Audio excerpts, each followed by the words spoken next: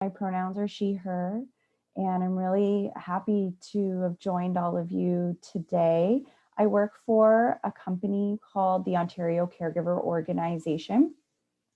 And the reason that I'm here today and was invited was to talk to all of you a little bit about young caregivers. And so my job is a lot of things, and I don't know that what I do really matters in the context of this presentation.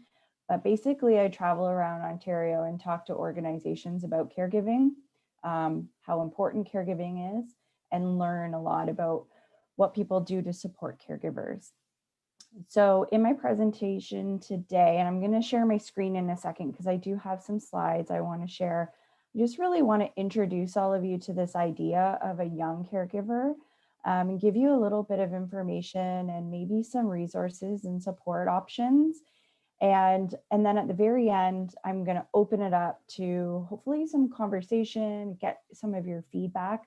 I'm really interested in talking to youth about their experiences and if what I share today is impactful or resonates with all of you. So at that point, we'll shut off the recording so that we can keep things confidential. So Jenna will know on my last slide that she can turn off the recording. And in the meantime, if there are questions or things that come up that you may not remember at the end, put them in the chat. Jenna and Serenity will be having a look at that, and we can circle back to those when I'm done.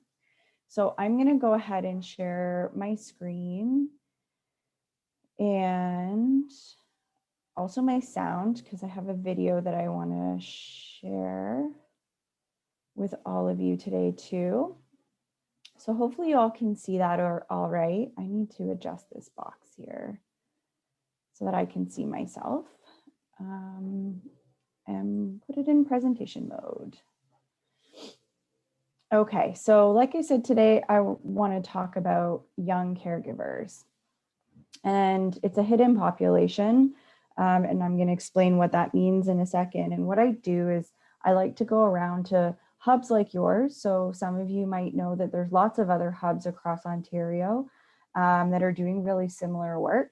And I like to talk to them about this because I think a lot of youth who might be going through some difficult times, maybe they're having some mental health problems or just need some extra support, they might be caregiving, and that could be some of the reasons why they need that extra support. And I apologize, I have a snoring dog behind me, so if you can hear him, my apologies, but he's super cute. So I want to give you the boring stuff first. So did you know? So in Canada, there are 1.25 million Canadian youth who are caregivers. When I talk about young caregivers, what I mean are youth from 24 and under. Sometimes for our work that we do at OCO, we say 25 and under.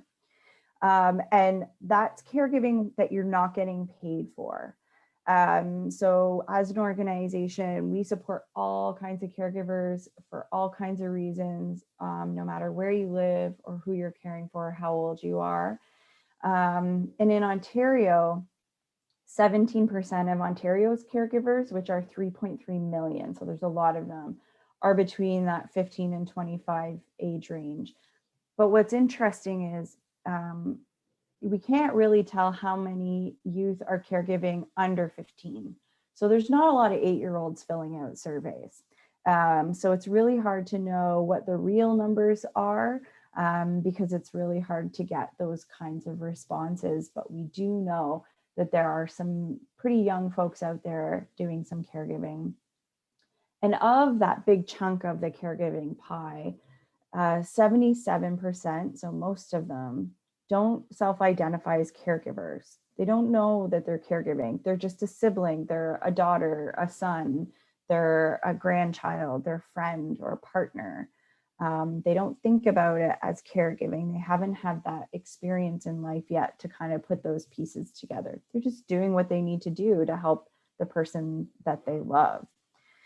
And so sometimes it's really hard to identify because we, like I say, we just sort of assume this role in our family or with our friends or the people that we care about. And so, what I like to try to do is share a little story. So, I would like to introduce you to Abigail. So, this picture here is a picture of a bunch of different young caregivers that was taken at a meeting, kind of like what you all do, but this is like an advisory committee. But this was done through a group called the Change Foundation, and they did some really awesome, awesome work with young caregivers. And Abigail was one of those people, and she's right in the middle with the hot pink hair. She was 14 at the time. She's not 14 anymore. But what I'd like to do, and hopefully this will work with technology, is show you Abigail's story. And what I would love for you to think about when you're watching this short video is, where do you see some of the ways that she's providing care? And maybe just think about that a little bit. Maybe think about your life. I don't know if any of you are caregivers or know someone who is, but sometimes it looks a little different than what we might think. So I'm going to click this and hopefully it will work and it will run.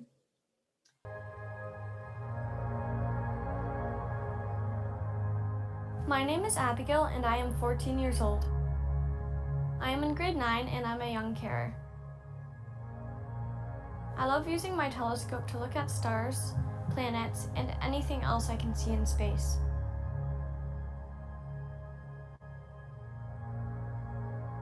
I also like to draw and to help others. Can that loose in your face? Or Okay. Okay, you're mean. what the heck? Are you getting a spice latte? I don't know. Spice latte? They're disgusting, don't get it. My twin brother is the reason I am a caregiver. He was diagnosed with Tourette's at 5 and a mood disorder at 13.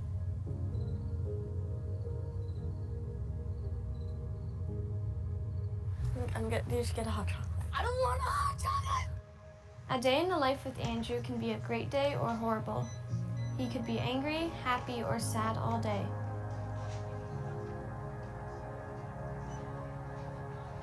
Do you like it? Being a young carer impacts everything in my life. My social life, school life, and family life.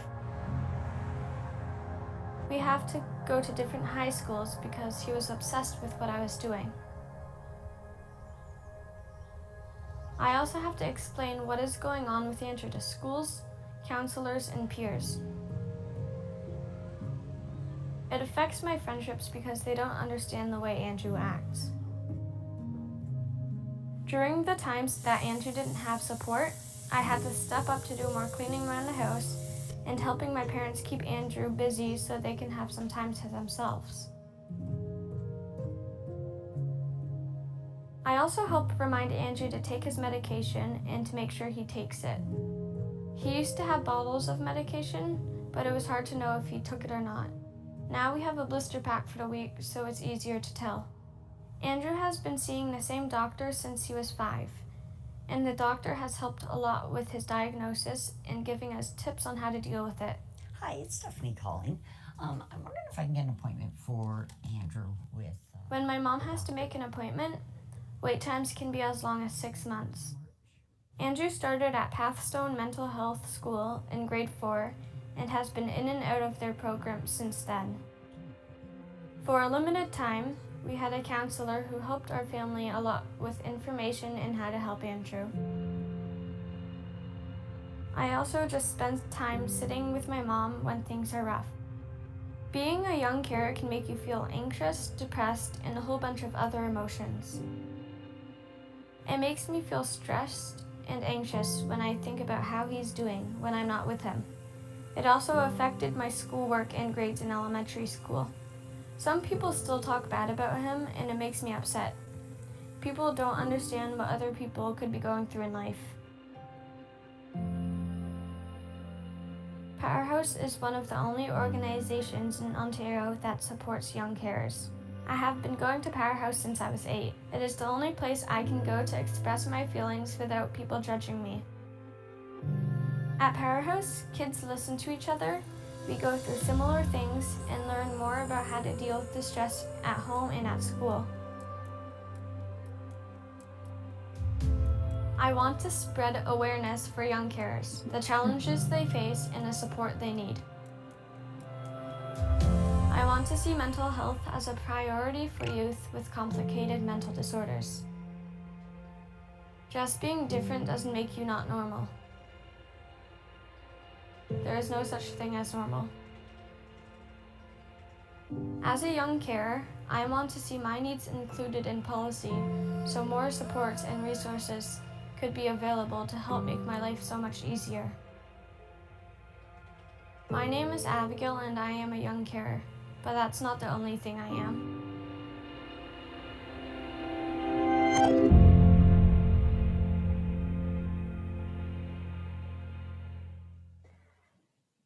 So hopefully that, I need to stop that and turn it off. So hopefully that helps folks kind of get a better idea of, one of the ways that youth are caring for somebody else. And so I think sometimes when we talk about caregiving, we think about things like maybe helping somebody go to the washroom or getting dressed or personal care kind of things. But especially when it comes to mental health, challenging behaviors, addictions, problems, there's a lot of layers to caregiving. And you could see from Abigail's story that it affected her school, the way she felt, different feelings day to day. Sometimes she was excited and happy to be with her brother. Sometimes it was scary. Sometimes it was tiring. So hopefully that gives you a little bit of a clearer understanding of what I mean by sharing one person's story of caregiving.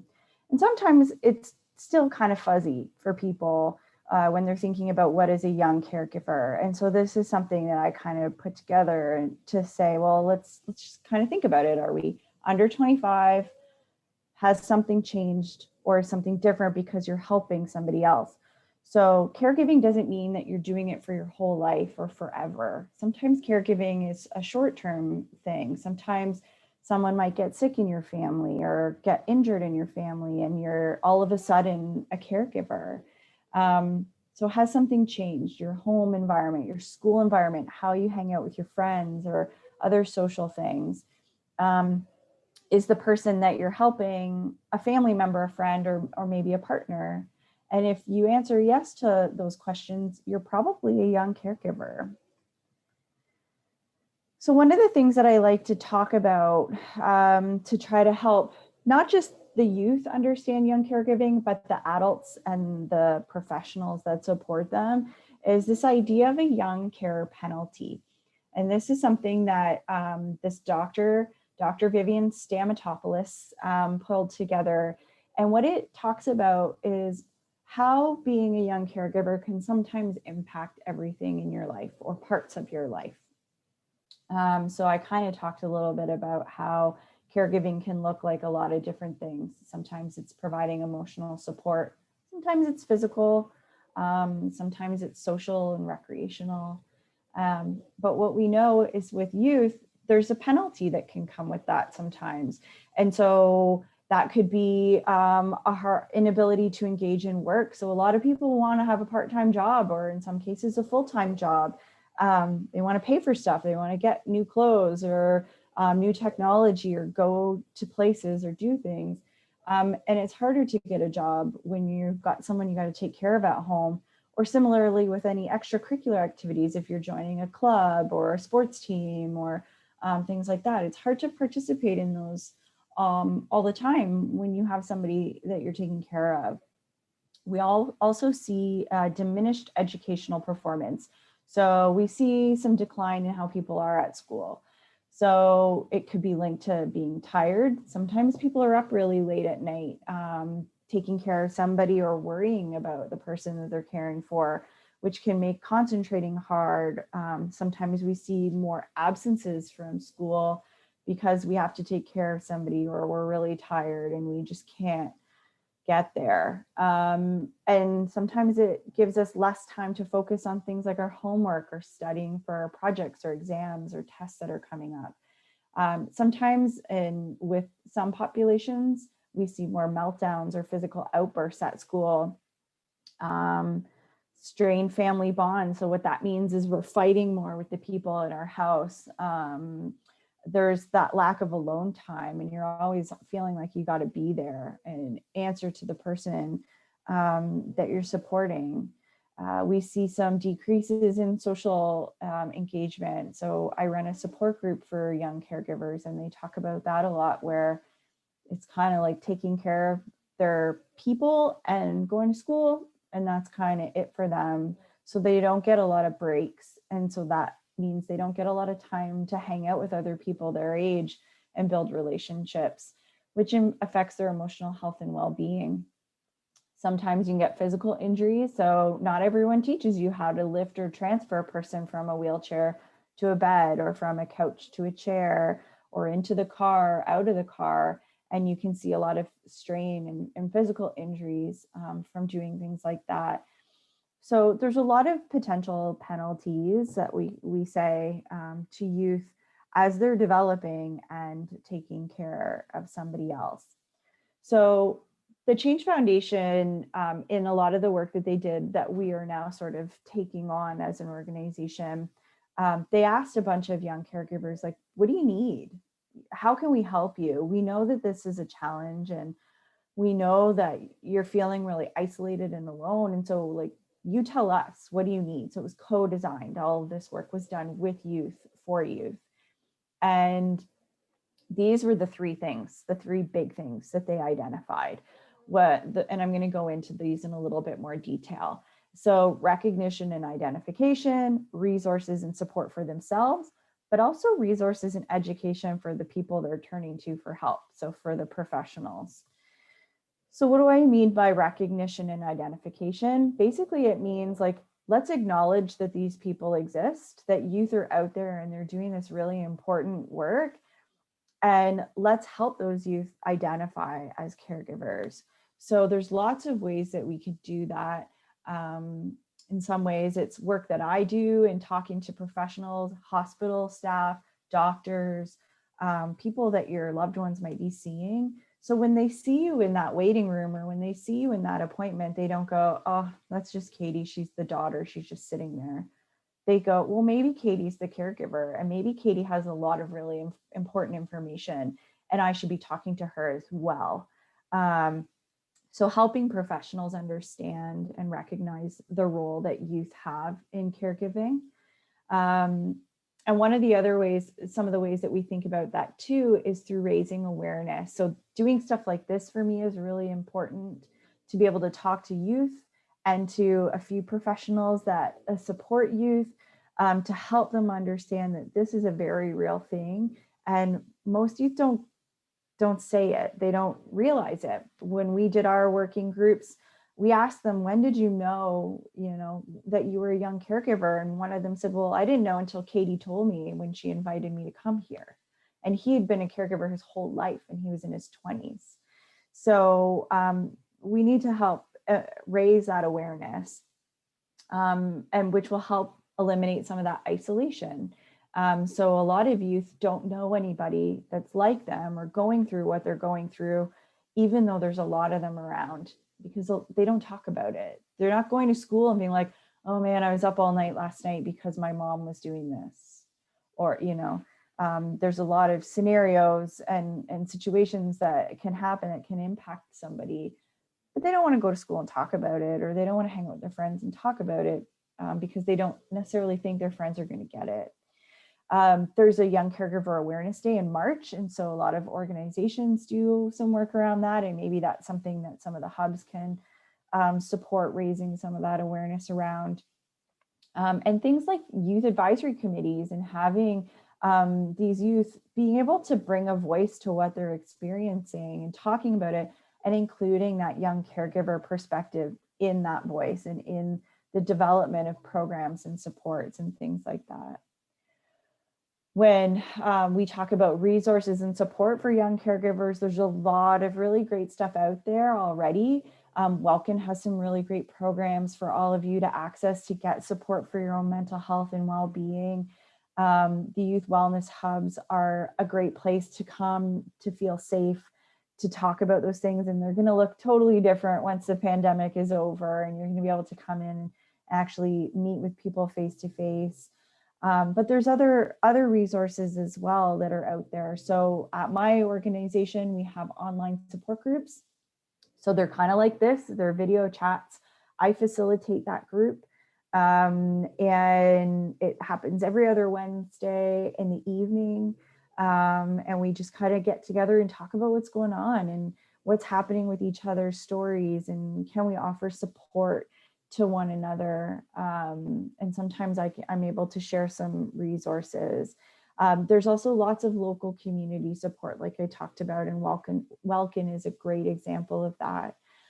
We also have a peer support program. So it's one-to-one peer support. And we have trained peer mentors who are youth, who are caregivers or were caregivers that really want to help other youth that are going through what they've been through. And so that's all done over the phone. You don't have to meet with them. You don't have to hang out with them. But it's kind of like talking to somebody who gets it. So sometimes we need that professional support. Sometimes we need to talk to a therapist or a clinician or a supportive adult who's going to listen and be able to make sure they give you safe resources and information. Sometimes it's good to just talk to somebody else who knows exactly what you're going through. And it's still in a safe way. So that's one of the options that we offer as well. And then there's lots of resources that are out there and available. Abigail talked about Powerhouse, which is an organization in the Niagara region. And they do a lot of stuff within their community. For us at OCO, we're just about to launch a young caregiver website. And the really cool thing about that site is it's going to have all the stuff that you find on most websites, like information and resources and stuff if you want to read it, people's stories. So if you want to hear somebody else's experience, maybe you're helping somebody with dementia or Alzheimer's and you want to hear another caregiver's story around that. But the other really cool thing, and again, this was all developed with youth, was this connection piece. So we know that you all want to talk to each other. You want to stay connected. Sometimes you want to do that anonymously. You don't want to say, I'm Katie Muirhead and I want to talk about how horrible it is caregiving for so-and-so. I'm feeling really frustrated and angry. Sometimes you want to be anonymous. And so what we've done with our website is create kind of like a Reddit style feel, where there's moderated discussion forums, safe places to go talk about what's going on and get some feedback, get some acknowledgement, get some support from your community and your peers in a safe way and in an anonymous way. So you don't have to tell everybody who you are and where you're at and that sort of thing. And there's some other really cool virtual options like Big White Wall that does some of that work as well, if anyone wants to check that out. And then of course, having those trusted community support. So knowing that there are organizations that are out there to help. I know sometimes, so I used to be a clinician. I used to work in the community and I worked a lot with youth. I was also a young caregiver, so I know what it feels like to take care of somebody when you're really young. And I know sometimes we can have really amazing experiences with organizations and support. And sometimes we can have some hard experiences where we don't really feel like we got what we needed. And so finding that trusted community support is really going to help you navigate your journey as a young caregiver and support your mental health and well-being. And then the last thing before I shut all this off and we open it up to questions and comments, and I really want to hear what you all have to say.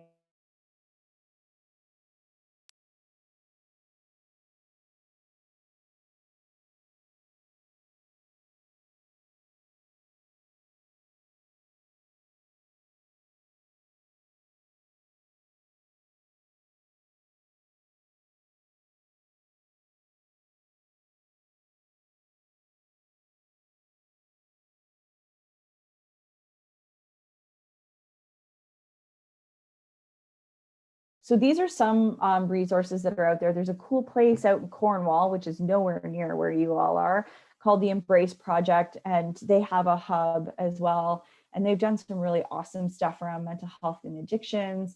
And they've come up with some peer support guides. We've got a lot of stuff for healthcare professionals, but that's super boring and I'm not going to get into it for all of you, but maybe some of the professionals on the call might want to learn more or pass it around to folks on their teams. And then that Young Caregivers Project is what Abigail was talking about in her video. And they've got some really cool tip sheets and stuff for professionals there as well. So now what? So I kind of gave you a quick overview of what a young caregiver is and how many of them there are, and there's a lot, and what kind of needs they have and what we can do to help. But I really want us to sort of think about, what does this mean for all of you? Does it make sense? Can you identify with that? And if not, that's okay. But maybe you know somebody at school that is like that. And so maybe if you're not a young caregiver, you have a little bit more information to be able to maybe talk to them a little bit about what they're going through. Maybe there's something we can do in the hubs and think about how we can support these kinds of caregivers in the youth hub that you're hosting. So I'm going to stop sharing my screen.